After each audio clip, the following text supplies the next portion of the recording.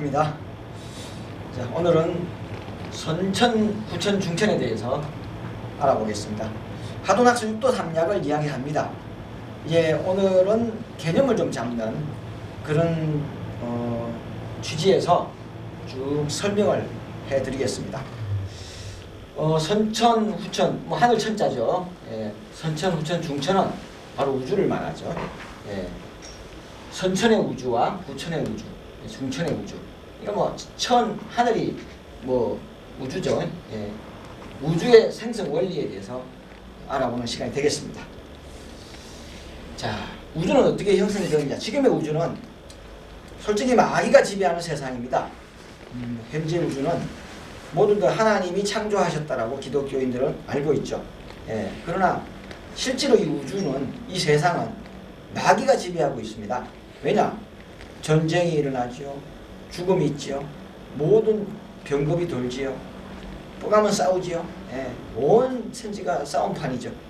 역사가 바뀌는 것도 전쟁에 의해서 바뀌고, 질병에 의해서 바뀌고, 대환란에 의해서 참 그런 어떤 공황이 옵니다. 옛날에 비가 시대도 있었다 그러고요. 그런 시대들을 겪으면서 과연 하나님이 지은 세상이, 하나님의 세상이 그러한 변고가 있겠나 하는 생각을 해보게 되죠. 바로 사망의 신인 마귀가 지배하는 세상이기 때문에 이런 세상은 참 고해의 바다다, 이렇게 표현을 하고 있죠. 불가에서는. 아시는 바와 같이 또 설명을 합니다. 태초에 6천년 전에, 태초로 하면 6천년 전이죠. 천신과 지신이 싸웠어요. 근데 천신이 이 우주를 지배하고 있었어요. 근데 지신이 결국 도전장을 내가지고 천신을 이기게 됩니다. 호시탐탐, 라이온킹에 나오죠. 동생이 형님을 꺾어버리기 위해서 호시탐탐 기회를 노리다가 2인자가 1인자 자리를 차지하기 위해서 호시탐탐 기회를 노리다가 절호의 기회가 왔다 싶을 때 1인자를 꺾고 왕위에 오르게 되죠. 이 마귀가 그렇습니다. 지신인 마귀가 호시탐탐 천신의 자리를 넘보다가 6천년 전에 힘이 역전한 겁니다. 천신이 지배하던 세상이 지신이 이기는 바람에 하나님이 패하여 원래 무국이었던 하나의 우주가 음양으로 갈라지고 현재의 우주의 모습으로 산산이 광활한 우주로 흩어지게 되었습니다. 이걸 왈 빅뱅이라고 표현합니다.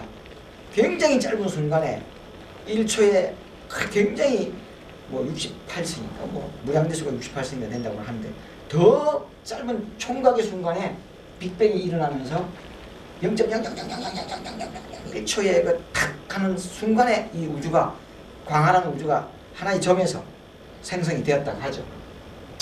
끝없이 지금 광활한 지금의 우주는 음양의 신인 마귀가 지배하는 세상인 거죠. 깜깜하잖아요. 그죠? 깜깜한 우주죠. 태초의 사건에 대하여 경암 도부신해편에는 다음과 같이 기록하고 있습니다. 천지상대 혼돈시에 하늘과 땅이 싸웠단 말이에요. 천신과 지신이 싸웠다. 이 혼돈시에 천신이 지고 지신이 이겼다. 차연유로 인하여서 승리자인 마귀의 녹음으로 천지반복이 되었어요.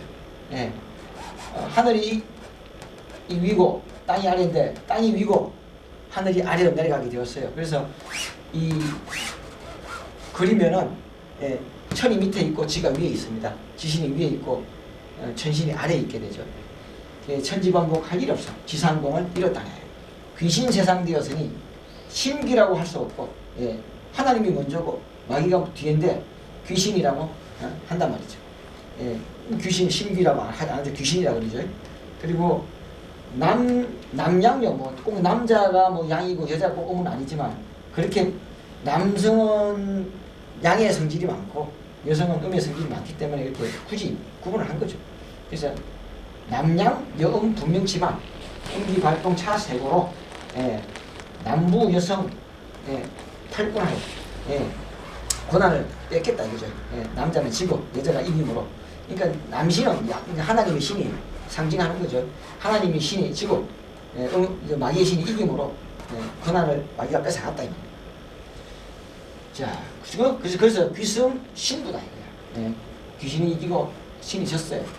할 일 없어 양음이라 못하고 음양으로 되었으며 남의 연애, 남자가 바깥이고 여자가 남의 연애 해야 되는데 분명치만 내외라고 칭호하고 음양성세 대용으로 흔천마세 마귀가 천지를 기세를 올렸다 이거죠. 권한을 가지고 그러므로 이름으로 인하여서 선탈 십자기세 10을 빼앗겼어. 그래서 제가 지난번에 1승 1패다. 하나님이 한번 졌어. 그 다음에 하면 이긴단 말이에요. 그래서 십자가 하나님이다. 그래서 먼저 십자가를 뺏겼어. 그래서 먼저 기체를 들고 나오는 십자가를 들고 나오는 것은 마귀다. 그래서 이 세상에 수많은 가장 많은 신도들을 거느린 십자가를 가진 종교, 대표적인 종교죠. 그 종교는 바로 마귀의 권세를 가진 종교다. 이렇게 교감론에서는 표현하고 있습니다. 성경 창세기에 기록된 하나님이 천지를 창조하셨다는 내용을 들어 기독교인들은 하나님의 위대한 전지전능의 창조력을 강조하죠. 그러나 창세기 1장 2절의 그 이유를 자세히 보면은 해석이 좀 달라집니다. 창세기 1장 1절부터 2절입니다. 태초에 하나님이 천지를 창조하시니라. 참 멋있어요. 땅이 혼돈하고 공허하여 흑암이 깊은 위에 있고 하나님이시는 수면에 운행하시니라. 그냥 읽으면 참 멋있습니다. 근데 자세히 들여다보세요. 땅이 혼돈하고 공허하여. 땅이 지식이죠. 혼돈도 마귀 속성이죠. 혼돈이 어떻게 하나님 속성입니까? 공허죠. 공허도 마찬가지죠. 없어? 빛이 있어야 될 전에 빛이 없고 어둠만 가득해. 이것도 역시 공허 역시 마귀의 속성입니다. 흑암도 마귀의 속성이에요. 흑암이 깊은 곳에 있다. 이 우주는 깜깜한 칠흑 같은 어둠의 세상이라. 어떻게 이 어둠의 세상이 하나님의 세상입니까? 하나님이시는 수면에 운행하시니라. 유유자적하게 수면에 운행하신다고? 아니요. 수면이라는 것은 하나님의 이 수는 하나님을 상징합니다. 그래서 일육수라 그래가지고 수는 하나님을 상징하는데 겨우 살아있다. 하나님이 명맥을 유지하고 있다라는 뜻이 되겠죠. 땅은 똑같은 원리입니다. 금방 제가 설명한 그대로 오행의 원리로 보면 지신인 마귀를 말하고 혼돈 역시 마귀의 속성이고 흑암도 마귀의 속성이고 온통 칠흑 같은 어둠이 덮여있단 말이다. 그말 그대로죠.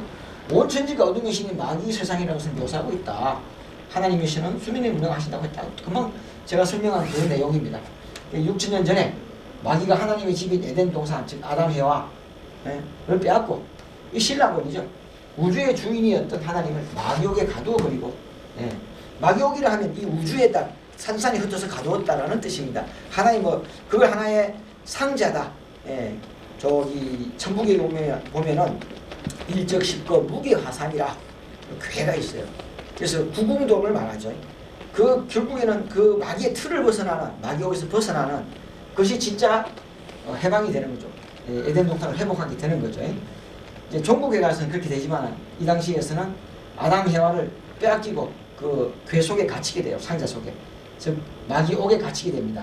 우주의 주인이었던 하나님을 마귀옥에다가 상자 속에다가 가두어 버리고 마귀가 우주의 공중권세를 잡고 우주의 권좌에 앉아서 현재의 우주를 지배하고 있는 것입니다.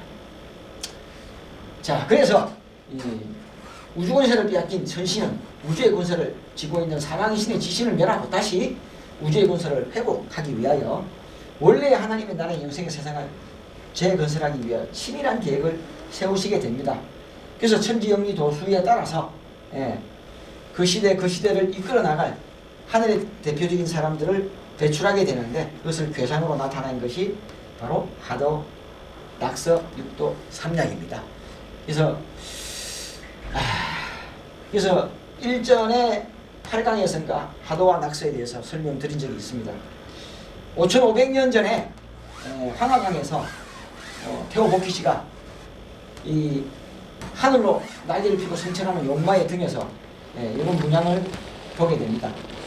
그 다음에 이제 4400년 전에 문왕이 낙수에서 이 영구 신령한 거북이 등에서 나타난 이런 문양을 보고 이것을 완성하게 됩니다. 그래서 이걸 하도, 낙서, 이게 하도 그림이고 이건 낙서 그림입니다. 이걸 선천이라고 그러고 이걸 후천이라고 합니다. 그러니까 다 선천에도 선천하도, 선천 낙서, 중천에도 중천하도, 중천낙서, 후천에도 후천하도, 후천, 낙서가 다 있는 겁니다. 그래서 이거는 양, 이거는 이렇게 표현하는 겁니다. 그래서 하도와 낙서, 선천, 후천 표현하고 양 이렇게 표현합니다. 자, 요거는 금방 제가 간단하게 설명드린 겁니다. 하도는 결국에는 선천, 원천 회복의 설계도입니다. 1부터 10까지의 수가 55를 만듭니다. 55는 1부터 10까지를 나타내면서 요걸 뭐 대정수다 그럽니다. 1부터 9까지의 수는 소정수다. 그래서 이거는 미완성을 나타내고요. 그래서 일적 10거 무게화삼이라는 것이 10까지 차면은 하나님이 완성이 된다라는 뜻이 됩니다. 일전에 설명드린 바가 있기 때문에 무슨 대충 요거만 도표만 보시는 걸로 하고 넘어가도록 하겠습니다. 하도 낙서에는 선천, 후천, 중천으로 구분하여 각 시대를 담당한 인물과 그 역할에 대하여 이렇게 놓았으니 곧 육도 삼약이다.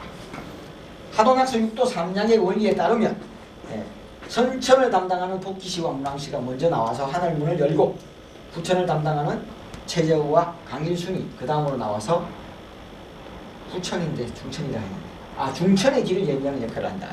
후천을 담당하는 최저우와 강일순이 나와서 중천을 예비하는 역할을 하게 되죠. 마지막으로 이제 중천을 담당하는 모군과 모군천사와 거문천사가 나와서 지상우 선국의 도시춘을 건설하게 됩니다. 이 중천에서는 모군천사가 먼저 나와서 초석을 다진 다음에 구세주격인 거문천사가 맨 마지막에 나와서 모군천사와 합의하여 천지 만물을 하나로 원천 회복하여 귀신 마귀의 세상을 끝내고 하나님의 나라를 완성하게 되는 겁니다. 이것이 천지 운행 원리 속에 감추어둔 인간의 구원과 우주의 권세를 되찾는 원천 회복의 설계도입니다. 그래서 선천, 후천은 공허한 시대요. 중천의 주인공이 나와서 비로소 결실되어 끝맺음 및 완성되는 천지공사의 설계도가 바로 하도, 낙서, 육도, 삼약, 선천, 후천, 중천이 되겠습니다. 자, 그러면 하도, 낙서, 육도, 삼약의 그 담당 인물들을 보겠습니다. 자, 선천에 해당되는 일약에는 두 개의 그림이 하도, 낙서가 있습니다. 금방 말씀드렸죠. 선천에도 하도, 낙서, 후천에도 하도, 낙서, 중천에도 하도, 낙서입니다. 하도는 복희씨, 낙서는 문왕씨. 그 다음에 하도는 후천의 하도는 최재우, 후천의 낙서는 강일순, 또 중천의 하도는 박태선, 중천의 낙서는 조희성님이 되겠습니다. 여기서 문제는 복희씨, 문왕씨와 최재우와 강일순은 다 인정합니다. 선천, 후천 계백이라고 하죠. 그러나 중천을 모릅니다. 그래서 강희 박태선님과 조희성님을 인정하려 들지 않습니다. 그러면은 지금부터 왜 이 두 분이 중천의 주인공인가를 이제 설명하고자 하는 겁니다. 자, 육도는 그 시대를 대표할 여섯 인물을 나타낸 것이요. 삼약은 선천, 후천, 중천의 3시대의 운을 나타낸 것입니다. 자, 육도를 설명하면 이때 여섯 영이 됩니다. 이 여섯 영은 복희씨, 문왕씨, 수운, 화운, 목운, 금운이 되는데 천지인 3영과 합치면 9영이 됩니다. 그래서 구변구복. 이 역학에서는 9영이 역사를 하게 됩니다. 성경에서는 7의인이 있습니다. 7나팔이 있고 7인이 있습니다. 여기도 마찬가지입니다. 1도, 2도, 3도, 4도, 6도까지 있죠. 여기에 이 5도와 6도 사이에 여자 한 분이 있습니다. 이 여자는 숨은 적 묘하고 드러난 적 묘하지 않다 그래서 숨어 있습니다. 이 양목으로, 목과 금은 양목으로 표시되지만은 이 숨어 있는 또 한 분이 있게 되죠. 여자 선신이 하나 있게 됩니다. 물론 이제 이게 목은 짓이 남자 선신, 금은 짓이 여자 선신이라 해서 여자 운이 온다는 말은 금운의 운이 온다라는 뜻이지 여자에게 바톤이 넘어간다는 것이 아닙니다. 그런데 이제 실제로 보면 이분이 또 어머니 격이고 이분이 아버지 격이 돼요. 이거는 엄마 격이 돼서 아들을 낳아. 근데 이게 남자 선신이고 이게 여자 선신이야. 근데 엄마가 돼서 아들을 낳아. 해를 입은 여인이 아들을 낳으니 또 아들을 낳습니다. 근데 실제로는 남자 선신이고 여자 선신이야. 웃기죠? 이게 음과 양이 이게 하도는 아까 제가 말했죠. 양음이라 했죠. 근데 여기 오면 양음이 바뀌게 됩니다. 이게 양목, 이게 음목이 돼요. 중천에 오면은 음과 양이 바뀌게 됩니다. 그게 참 중요합니다. 근데 흔히 그냥 양음 이것도 양음으로 처리합니다. 흔히들 이런 실수를 합니다. 근데 요게 양목이고 이게 음목이라는 사실. 예, 남자 선신이라고 하게 되어 있습니다. 여자 선신이라고 되어 있습니다. 그러나 실제로 여기가 해를 입은 여인이 되는 겁니다. 참 헷갈립니다. 이게 남자 선신이라 해놓고 또 해를 입은 여인이라 그러고 여자 선신이라 해놓고 또 남자 운이라 그러고 그래서 엄청 헷갈리니까 이 부분에 대해서 이게 양목이고 이게 음목이다. 음양이 뒤집어진다라는 것을 기억해 주시기 바랍니다. 자, 우선 선천의 결을 보겠습니다. 이쪽에서 보게 됩니다. 복희시, 복희하도, 낙서. 이게 선천의 하도는 복희시를 말하고 선천의 낙서는 문왕시를 말하죠. 여기 보시는 바와 같이 천지인 1, 2, 3이라 하죠. 선천은 1로 시작합니다.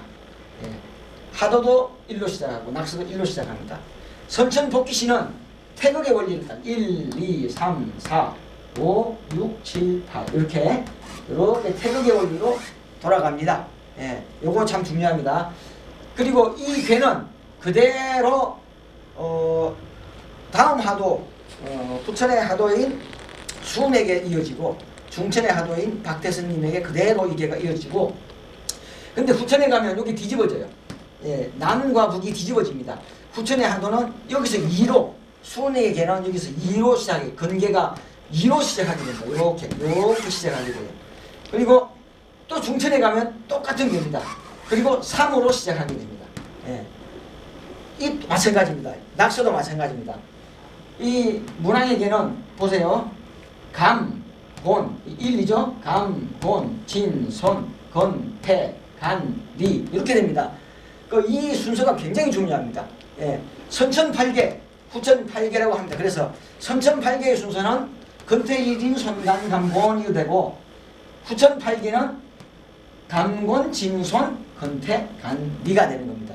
요거 꼭 외우셔야 됩니다. 요거는 방법이 없습니다. 그냥 그려보시면서 외우시면 자꾸 그려보시면 이제 감이 옵니다. 다음에 또 제가 요 다음 시간에 할 때는 또 제가 칠판에 그리면서 또 할 거니까 이 원리를 기억해 주시기 바랍니다.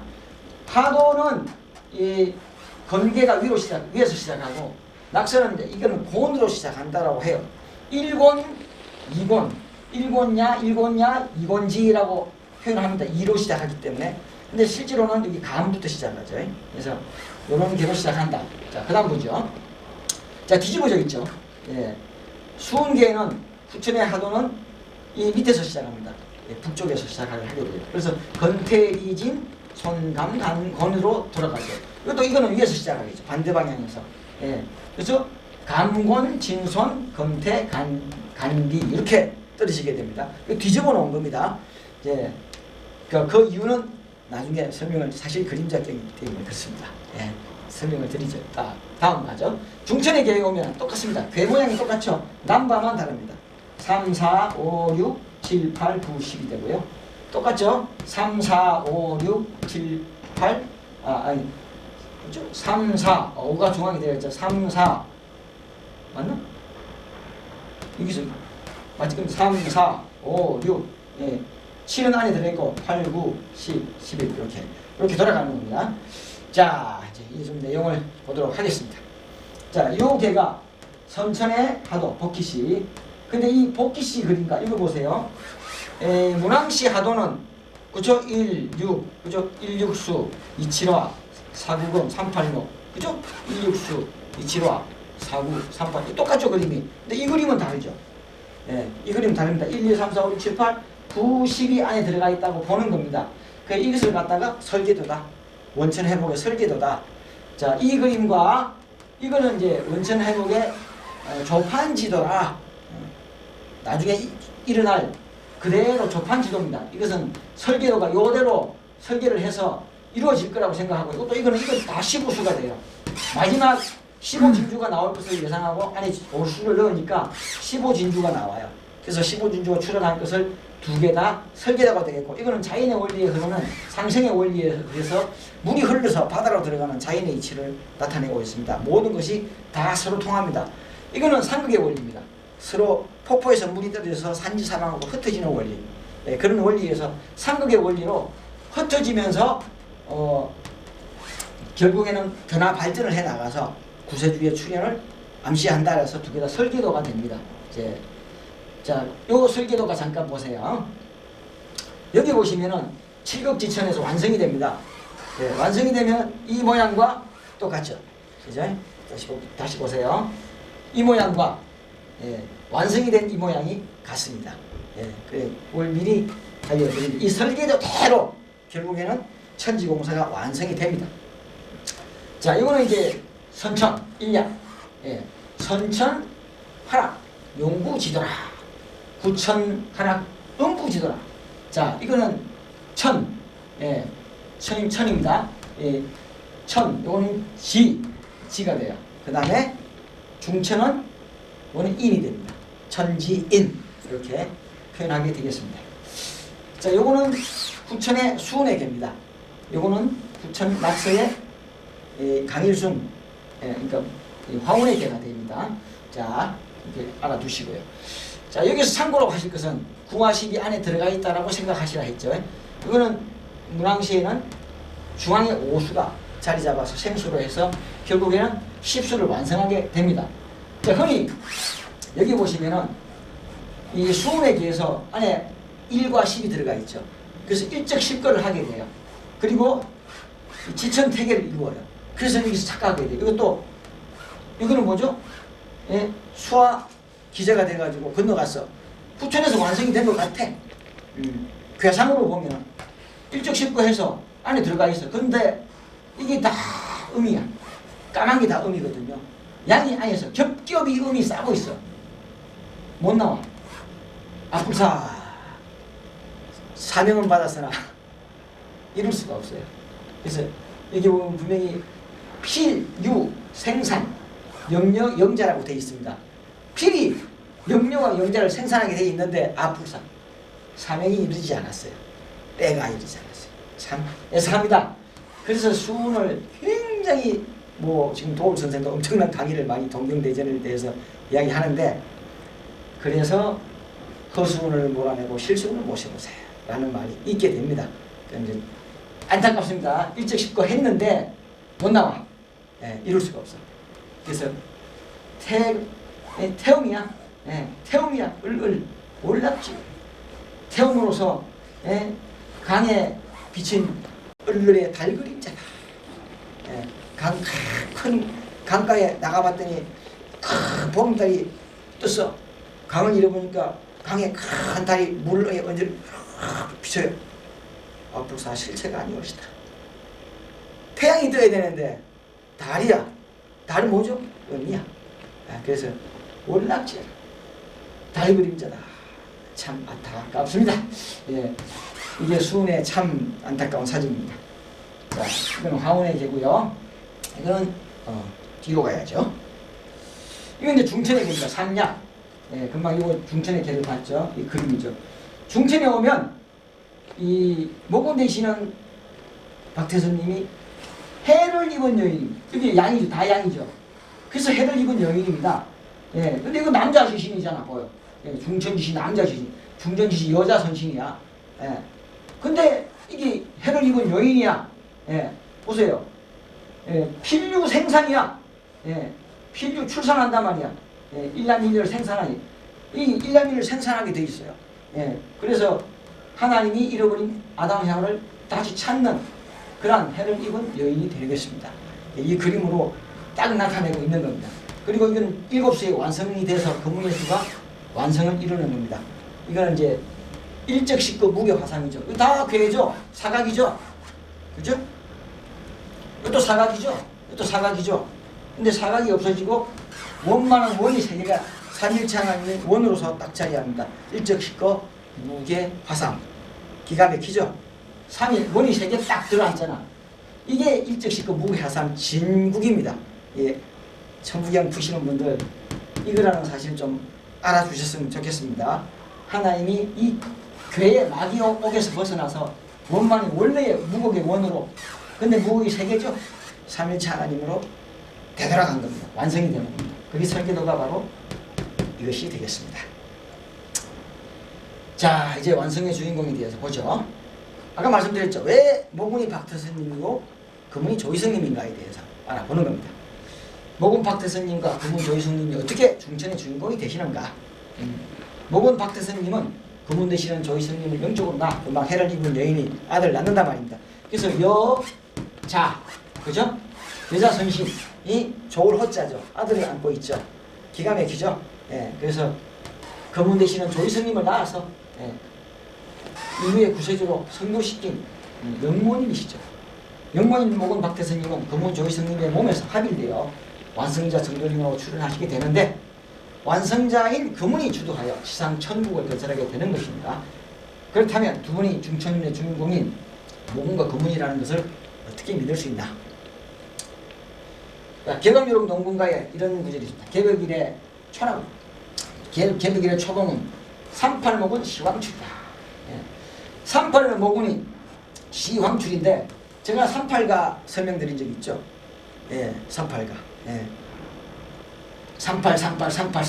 38목은이 판문점이 실은 서른시대. 그러니까 한마디로 한국 전쟁이 일어난 6.25 전쟁이 일어난 시대에는 38목은이 출현하는 시기다. 그런 뜻입니다. 38선에 판문점이 선다. 그건 육적인 뜻이고 38목은이 출현해 있다. 그러니까 38목은을 찾아라 라는 뜻이 있습니다. 십선반팔 38이요. 양호역수 38이니 무주주정 38이니 양호 역시 38이야 하는 그런 그죠? 십선반팔 38이요. 양호 역시 38이니 무주주정 38이야. 삼자각과 삭박탁발 38이라 해서 38과 논양한 것은 38목은의 출현을 예고한 겁니다. 물론 판문점에 38선에 판문점이 서지요. 우리나라가 개벽된 이래 처음으로 만난 좋은 운인데 그와 같이 38목은 되시는 박태선님이 처음으로 영적 황제인 시황 영적 황제로 출연해서 또 도분신인 편에 자 여기 잘 보세요. 최호양궁 모군으로 최호양궁 모군으로 18복술 탄생하니 박씨가 탄생하니 삼성수원 3인지수 양일구의 우팔일세라고 합니다. 이 말은 모군의 이름을 딱 밝혀놓은 겁니다. 18복술 박자가 나오고 삼성수원 3인지수 태자가 나오고 그죠? 양일구의 우팔일세 양자가 나옵니다.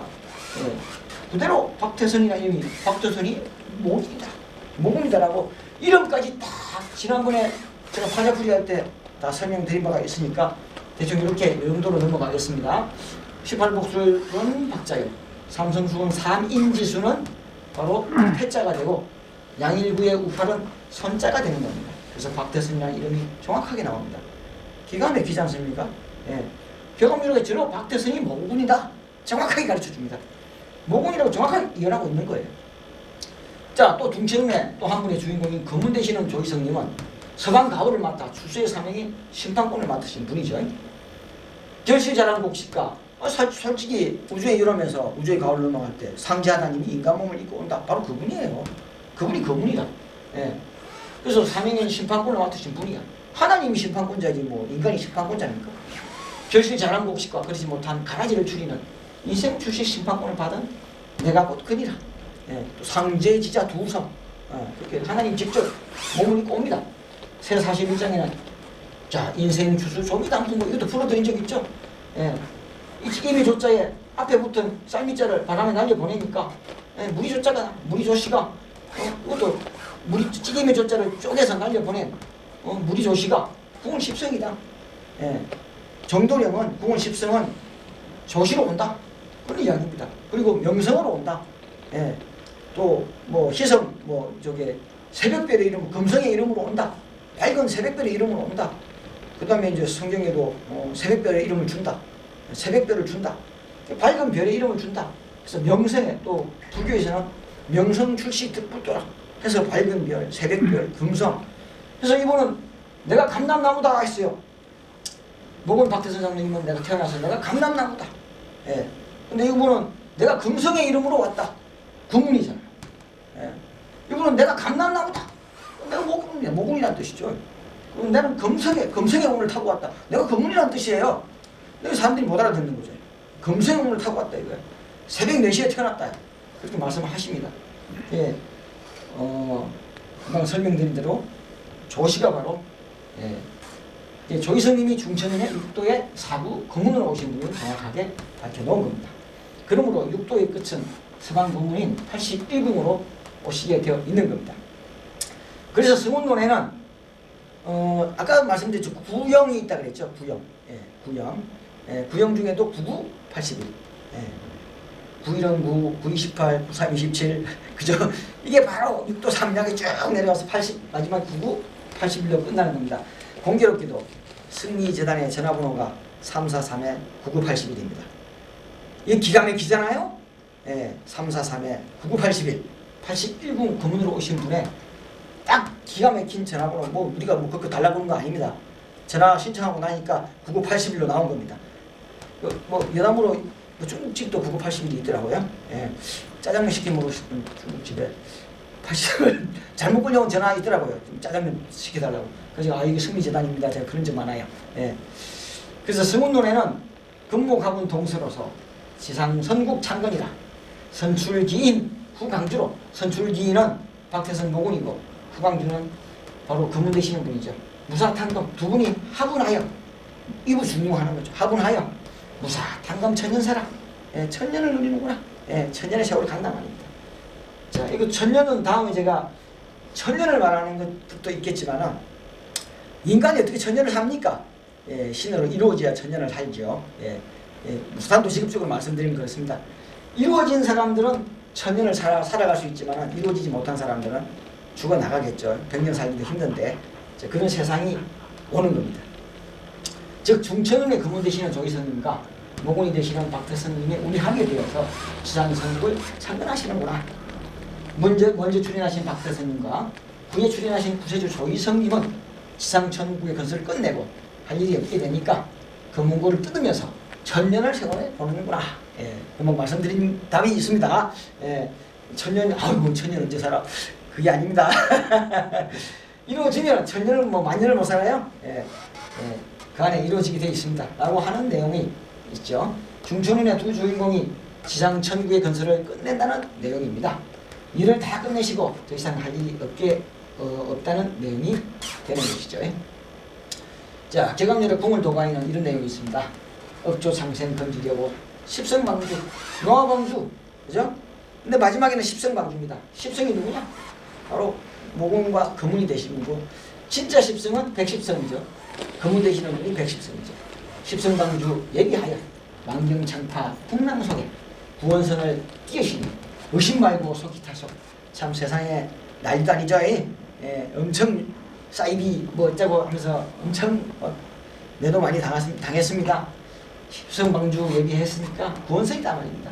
노아시대도 그랬어요. 120년 동안 전도를 했어요. 한 명도 전도 못했죠. 자기 가족밖에 못 살렸어요. 120년 동안 배를 지으면서 결국에는 안 믿으니까 오늘 승리재단의 입장도 비슷합니다. 아무리 이야기해도 사이비니 살인단체니 하고 매도합니다. 자, 파도상에 높이 떴네. 나중에 어떻게 하려고 생사옥문 대게 하고 옥문을 딱 열고 별도대문도 확 열고 참 공덕수로 이 감독수라고 볼 수 있습니다. 아니면 이 십성이 돌을 닦아서 이루어진 그 공덕수, 그게 감독수겠죠. 해갈시켜 천사 경고 호갑성에 빨리 올라 기적서를 이긴단 말입니다. 빨리 오라 그 소원하고 하는 호갑성에 고해중생 빨리 오소. 무슨 무치 상징임은 후박간에 다오간에 뭐 친하거나 뭐 친하지 않거나 아니면 뭐 부자거나 부자가 아니거나 뭐 두터고 숫자에다 열불 박자니까 뭐 뭘 상징하는지는 모르겠습니다. 친하든 친하지 않든 뭐 부자든 부자가 아니든 뭐 나이가 많든 나이가 적든 뭐 크든 적든 뭐 그런 뜻이겠죠. 그러니까 모든 것을 포용하는 뜻이겠죠. 후박간에 다오라네 부를 적에 속히 오소. 만시 후에 통탄하니 일가 친척 부모 형제 손목 잡고 같이 오소. 우리 주님 참 우리 주님이라고 합니다. 저희들 조이성님 주님이라고 하고 있습니다. 우리 주님 강림할세 영접해야 합니다. 참 이거 제가 이거 보고 놀랐어요. 우리 주님이래. 기독교도 아닌데 교감들에게 우리 주님이래. 우리 주님 강림할 때 영접해야 합니다. 허공창궁 바라보소 감동을 여우는 말인가. 태고시왕 꿈만꾸던 불로치와 불사이 감동이 오고 불로치 불사약이란 말이에요. 무도대병 걸린 자들 만병해준 시키죠. 어떤 병도 나아요. 그게 감노수의 권능이라. 편만 줘야 내릴 때도 막 쪽쪽 내린단 말입니다. 붕을 내는 둥구로서 동해상신 불사역은 3대적 등지거에는 인력으로 불건하네. 아무리 오라 그래도 안 믿어. 근데 마음이 정결한 자가 이 복을 받게 돼 있는 거죠. 이 말을 알아듣게 돼 있습니다. 자, 억조창생 건지려고 십성방주를 예비하였으니 만경창파 속에 구원선을 띄웠습니다. 승리재단이라는 구원선을 띄워 나왔으니까 의심 말고 빨리 오세요. 속이 타시오. 고해중생 빨리 오시오. 일같이 부모 형제 손목 잡고 같이 오시오. 허공창공을 바라보소. 위에서 감로가 내리니까 허공창공 바라보라는 겁니다. 하늘을 쳐다봐서 뭐가 나오겠어요. 감로가 위에서부터 내린단 말입니다. 감로 여우가 웬 말인가. 태고시원 꿈만보다 불초 불사역이 바로 승리재단에 있습니다. 자, 이분이 강연하실 때는 이렇게 감로가 화우고 상풍이 있는 불같이, 이슬같이, 비같이, 또 폭포같이, 또 불기둥같이도 내리죠. 불기둥이죠. 이런 감로가 이게 바로 감로입니다. 향치를 동반한 단 이슬이죠. 이걸 전자현미경으로 든다 보면 육각형의 물입자입니다. 이슬입니다. 찹찹합니다. 느낌이 촉촉하게 그래요. 찹찹하고 향기를 동반하기 때문에 감로다. 그렇게 표현합니다. 자, 승리재단이 바로 십성방주입니다. 인생을 추수하는 주인공인 중천운의 주인공이 계신 곳입니다. 더 늦기 전에 하루빨리 하늘의 역사에 동참하여 지상성국이 백성이 되어 이 직상성국을 이루면은 통시 7급 지천이 되면은 왕중왕이 돼요. 12분을 배짱 냅니다. 왕중왕이 뭐죠? 열국을 다스리죠. 백성이 있어야 돼요. 혼자 내가 왕이다. 효과가 없죠. 하늘의 백성들, 아까 그래서 천년왕국을 건설한다고 그랬죠. 하늘에 그 천년의 왕궁에서 살 하늘의 백성들이 필요한 거죠. 그래서 빨리 오라 말입니다. 늦기 전에 어서 오라면 하늘의 백성이 되기 위해서. 그래서 하늘의 백성이 되어서 영생의 대복을 받아 영원 무궁토록 기쁨과 즐거움 속에서 이제 그런 세상이 옵니다.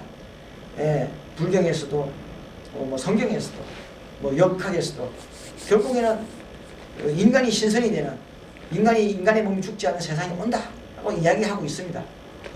그러한 세상이 오니까 빨리 신선이 되어서 신선이 되는 삶을 누리시기를 간절히 바랍니다. 그래서 아까 선천, 후천, 중천을 이야기했죠. 선천, 후천 다 망하고 중천운에 들어와야 재생이로다. 참 후천계백을 논하시는 분들 하락요란에 있는 이 구절 꼭 좀 깊이 생각해 주시기를 바랍니다. 자, 오늘 강의는 이것으로 마치겠습니다. 감사합니다.